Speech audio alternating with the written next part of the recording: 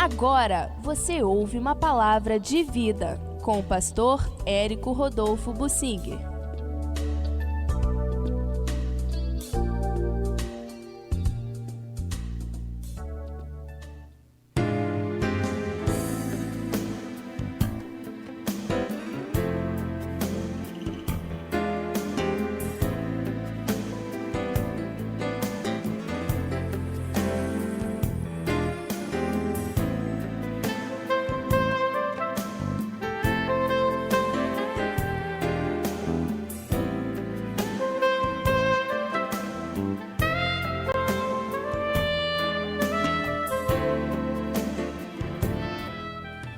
O apóstolo Paulo, um pouco desalentado com os resultados da sua pregação em Atenas, mudou a estratégia quando foi para Corinto. Ficou pouco tempo em Atenas e mudou totalmente a estratégia em Corinto. Então vamos ver e comentar os resultados disso. Mas primeiro, entender o que aconteceu. O apóstolo Paulo foi perseguido, onde ele estava lá em Filipos, e ele então saiu dali, continuou sua caminhada em Tessalônica, passou um tempo lá em Tessalônica, estabeleceu a igreja, foi perseguido e deu uma passada em Bereia e foi para Atenas. Em todos os lugares ele era perseguido.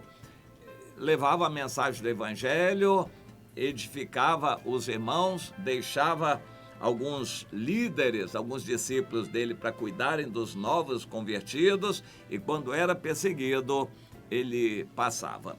No caso ali de Tessalônica e Bereia, ele deixou os discípulos lá para continuarem o trabalho e foi sozinho para Atenas. Atenas era a capital cultural do mundo, capital da Grécia e a capital cultural do mundo, cheia de filósofos e pensadores. Havia o Areópago, onde se apresentavam os grandes oradores do mundo para falar, e o Paulo foi para lá também.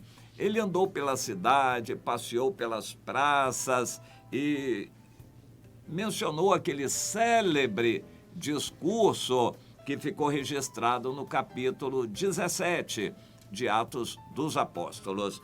Nesse discurso ele faz uma espécie de resumo do que é o plano de Deus e bota o foco em Jesus ressuscitado e manda que todos se arrependam.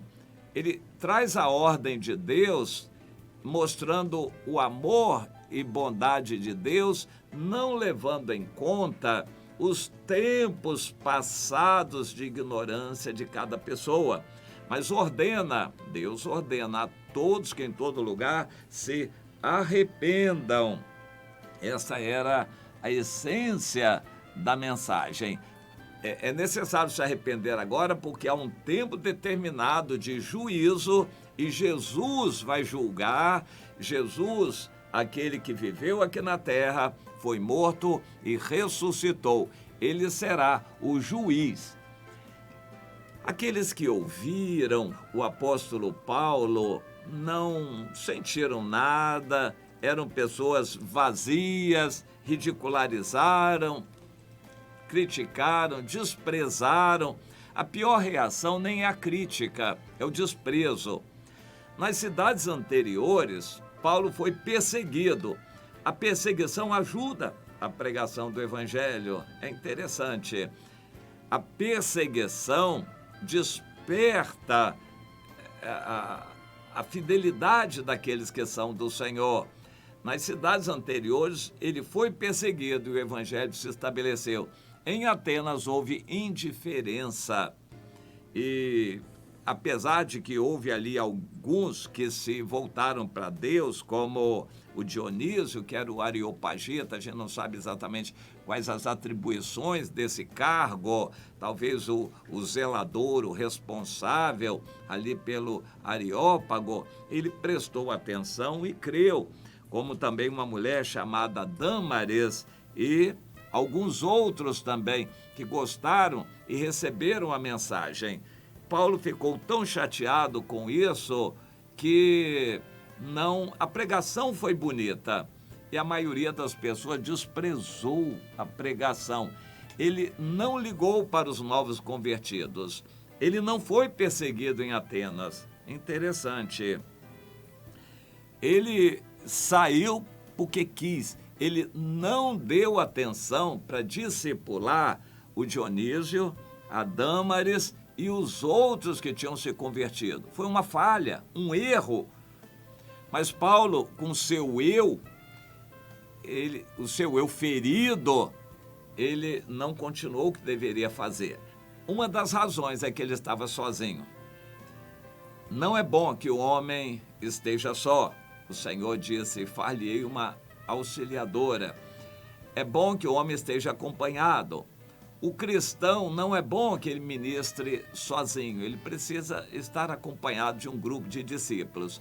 Quando você conhecer um pastor famoso, grande pregador, um grande cantor, você pergunte pelos discípulos dele. Se ele não tiver discípulos, se afaste dessa pessoa. Por maior que seja o conhecimento dele, seja uma sumidade, um grande cantor, excelente músico, se ele não faz discípulos, fuja deste homem. É um homem egoísta, é um homem vaidoso, autocentralizador. Ele é uma pessoa que não cumpre o propósito de Deus. Eu vou repetir. Quando você ouvir na internet um grande pregador, ouvir um grande cantor, um grande músico, um grande homem na internet, pergunte pelos discípulos dele, pela família também. Mas pergunte pelos discípulos. Se ele não tem discípulos, fuja deste homem. O apóstolo Paulo estava fraco. Em Corinto, ele fez uma pregação totalmente diferente. Em Corinto, mudou a estratégia. Mas em Atenas, ele se sentiu tal. No Areópago, ele foi convidado para falar onde só os grandes do mundo tinham acesso. E na vida passada, o Paulo tinha valorizado muito a cultura e, mais ou menos, ele conhecia as principais correntes filosóficas que eram defendidas lá no Areópago. E ele gostou.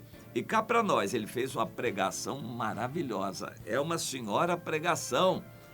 Deu poucos resultados, mas deu algum resultado. Era uma pregação bem centrada no Evangelho e assim do agrado de Deus. Eu creio que a gente poderia ler, absorver essa pregação e reproduzi-la. É o que a gente deveria pregar em todo lugar onde as pessoas ainda não conhecem o Senhor. Atos 17.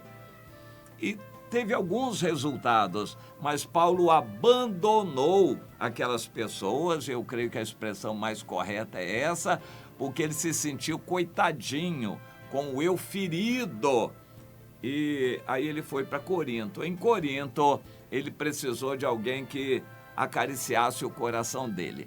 Os discípulos de Paulo ainda não tinham chegado. Silas, Timóteo, Lucas e todos os outros não tinham chegado.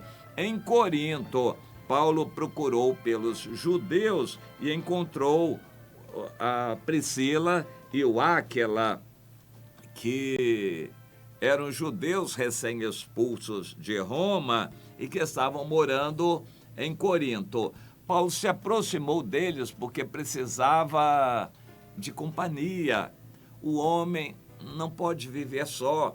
Paulo precisou de ajuda e ele se juntou ao Áquila e à Priscila para ter alguém com quem conversar, desabafar e alguém para afagar o coração dele. É interessante isso. E mudou a estratégia completamente. Ele passou a viver com aquele casal e eles se identificaram porque tinham uma profissão comum que era fazer tendas de lona, de tecidos assim, e isso era era útil, muito útil naquela época. Até hoje, barracas para acampar, mas naquela época isso era muito valorizado. Havia muita gente nômade, pessoas que viajavam e militares que precisavam de barracas para se acamparem. Enfim, as tendas, as barracas eram muito valorizadas naquela época. E Paulo sabia trabalhar aquilo e se juntou com aquele casal que também trabalhava naquilo. Então, por algumas semanas, talvez uns poucos meses, eles se reuniram em Corinto, ali na casa daquele casal, e aos sábados, como eram judeus, eles iam à sinagoga e Paulo discursava na sinagoga. Nesse período de várias semanas, uns poucos meses, não houve resultados visíveis, mas foi como que uma preparação para a evangelização. Enquanto isto, Paulo discipulava o Áquila e a Priscila. Eles provavelmente se firmaram, se tornaram bons obreiros. O investimento de Paulo foi com um casal apenas e edificando, discipulando a vida daquele casal. Enquanto isso, ele preparava as pessoas na sinagoga para receberem a evangelização.